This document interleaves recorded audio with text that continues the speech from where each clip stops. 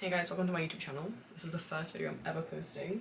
Sorry if my room is a mess. I'm moving out, so I have everything on the floor. You don't even want to see the state of my floor right now. It's not looking good. Hi, I'm Carlosa. I'm a first year philosophy undergraduate at the University of Cambridge. The whole point of this video is that a couple of weeks ago I posted a story on my Instagram because I reached 5k. So I posted a little Q&A on my story. So here's everything that you guys wanted to know about Cambridge, philosophy, about me. I received some interesting questions. But yeah, if you have like any other questions and whatnot, just feel free to comment or DM me. I don't bite and I'd love to help. But hopefully they should answer like the majority of your questions. Okay, so the first most kind of common questions is obviously to do with the application process. So I'm gonna speak as someone who applied for essay subject. So obviously like if you're applying for medicine, if you're applying for maths, like any kind of STEM subject, then obviously you have kind of different requirements. You might need to prepare for an admissions test. I don't know, have like a completely different strategy, to be fair. But I think for the humanities, there are some admissions exams. I personally did not have one for philosophy, but I think that was just a rogue year. Usually there is some type of test. The humanities in general, what they do kind of take into account is your personal statement. When I did my application, we had to do the kind of like page of writing. So there was no kind of question and answer structure. I think that structure makes it a lot easier to arrange your thoughts more effectively. But essentially what you want to be doing is, okay, say you've read a book on philosophy, or just take whatever subject you're doing. You've read like this book about it. You want to explain exactly what you took away from it and what your opinion on it is. So there's no point saying, I read Descartes' Meditations, full stop.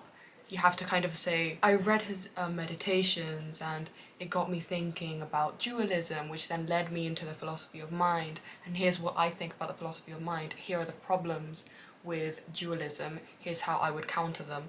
Like, obviously don't kind of ramble on, it's not a full essay, but you do want to kind of develop your train of thought because that's what you do at Cambridge. Like when you have an essay due, you are supposed to be able to develop your own sort of position on a subject. So they want to see that you're like, one, genuinely interested in what you're talking about, and two, that you're able to develop that thought process as well. In terms of what you can include in your personal statement for a humanities subject, I would say just like take your shot at some essay competitions. You don't have to win them. As long as you participate, you'll probably learn something from them as well. Or write your own articles on Substack, make your own little blog, post content, make like a little philosophy account or something, I don't know.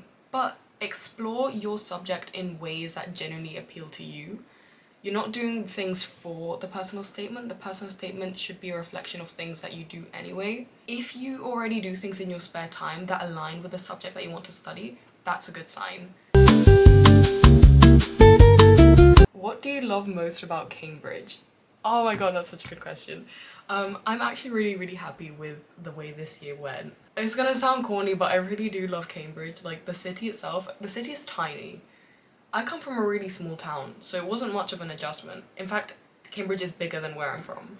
You know, it's chill for me. I don't know how it feels like to move from a city, like London for example, to such a small town, but genuinely it's like one street and that's kind of it. But there are loads of like restaurants, loads of like cute cafes. I love being in a university city. I don't know, you go to the pub and you see all your friends, or like you just like roam around the street. I remember I was on the bus once and I was just like, as I was going through the streets, I kept on seeing people I knew. And I like, personally I like that. It's also a bit annoying because if you do something, then everyone will probably find out. But the people here are in general like really lovely. I don't know, I had this kind of stereotype that people at Cambridge would be like super locked in 24/7, always on the grind, live for studying and so on.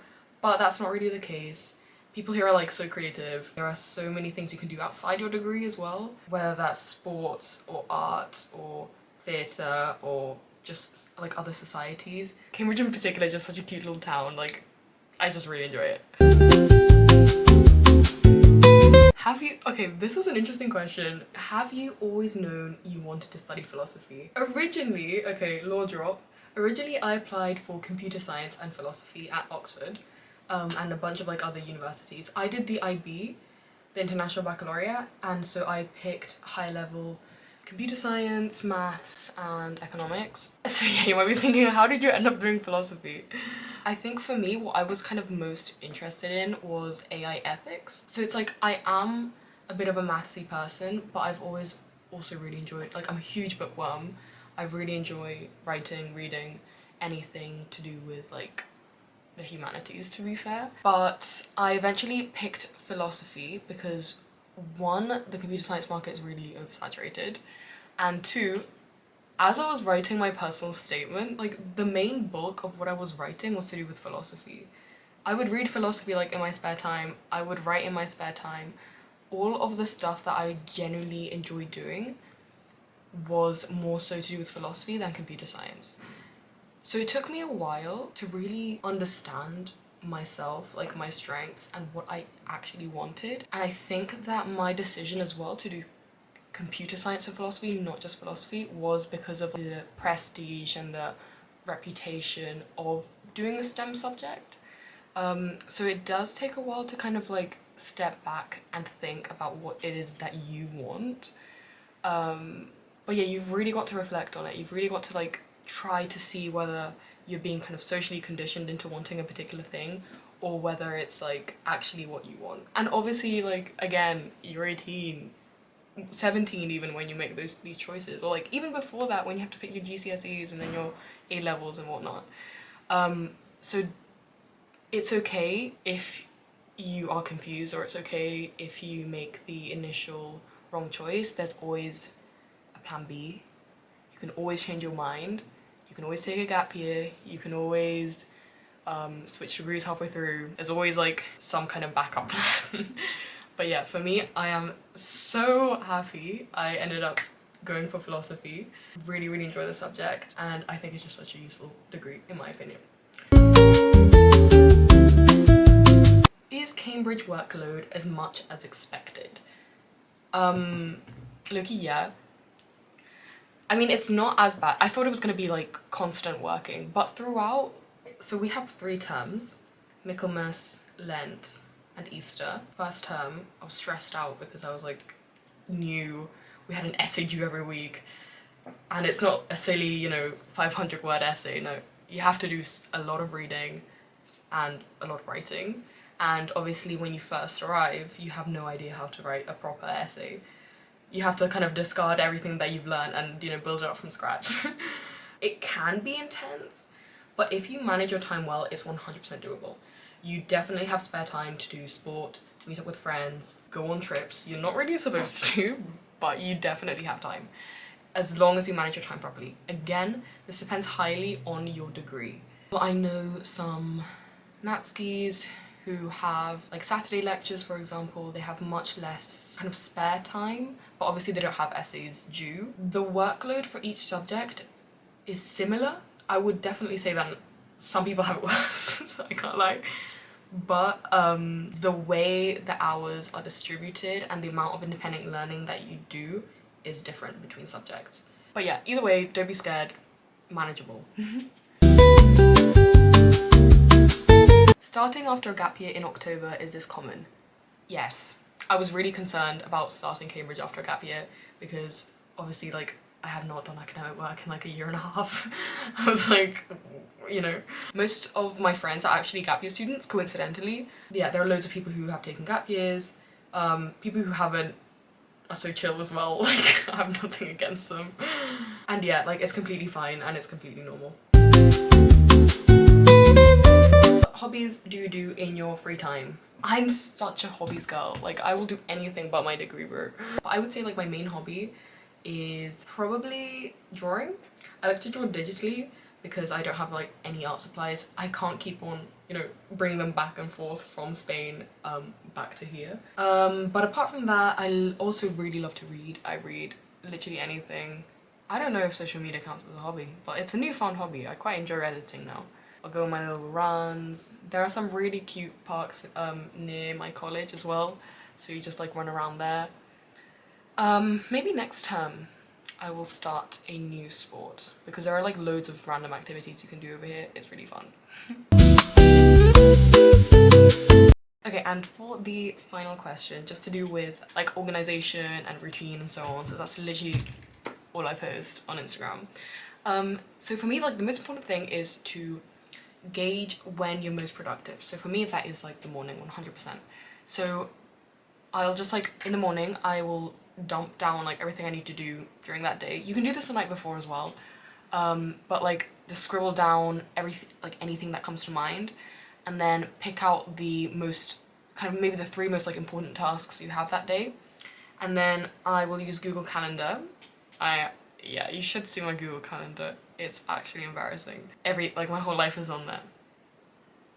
But yeah, once you have like everything you need to do, then just kind of time block it in Google Calendar. So for example, for me, I'll always try to get an early start and then work on something in the morning, then have like a break at around 12. So maybe I'll go like to the gym, or I'll go on a walk, or I'll go do some grocery shopping, just like a little break, and then like carry on working until lunch, and in the afternoon do like some more maybe studying, but like something a bit more kind of chill.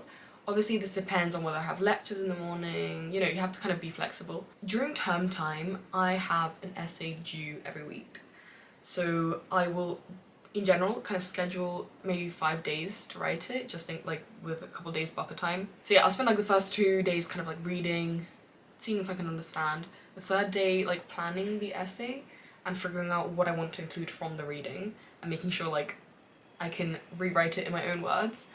And then I'll spend the like next 2 days just kind of like writing it. That's more or less how I schedule my time. There was a linked kind of question that was like, how do you stay motivated to do all of this? And I think for me, the most important thing is to avoid burnout as much as possible. And how you do that is basically by including things that really fill your cup. You can't pour from an empty cup. You need to like fill yourself with stuff in order to like do a good job. And for me, that's by including kind of things that I really like doing. I don't know, doing my hobbies, or again like going outside, or seeing my friends, going for coffee, just like talking to people. And above all, low-key, sleep. I think that's such an overlooked part of like uni life, and I think that is the key to actually staying more or less, to kind of sustaining your energy throughout these weeks, because Cambridge is really intense. Again, 8-week terms, everything is jam-packed into those 8 weeks, and it's not just work, it's your social life, and it's like everything, you know, making the most out of your time at uni. So obviously your terms are going to be really intense, and it's really important in order to maintain and sustain that lifestyle, whether that's in terms of productivity or just like, you know, keeping yourself healthy and whatnot. I think it's really important to rest and to actually take care of yourself as well. But yeah, those are my 2 cents on life at Cambridge University. I post a lot on Instagram. I'll be posting on TikTok and YouTube more as well. So if there's anything you want to see from me, if there's any other questions, genuinely, like, actually just comment down below and I will probably do them. But yes, thank you for listening to this extremely long ramble, and I hope it was somewhat useful, and I will see you in the next one.